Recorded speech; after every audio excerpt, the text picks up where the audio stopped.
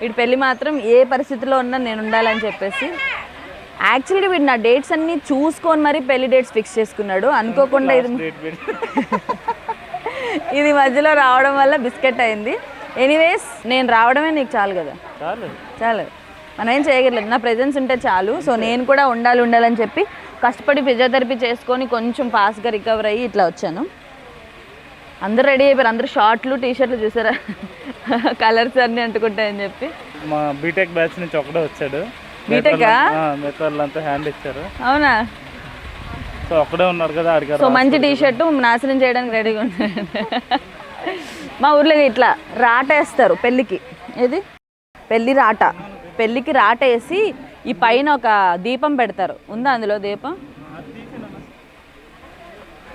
దీపం ఆరిపోయిందా?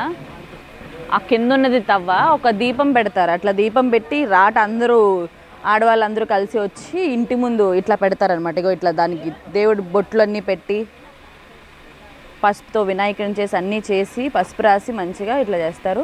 రాసి ఇట్లా పందిరేస్తారు.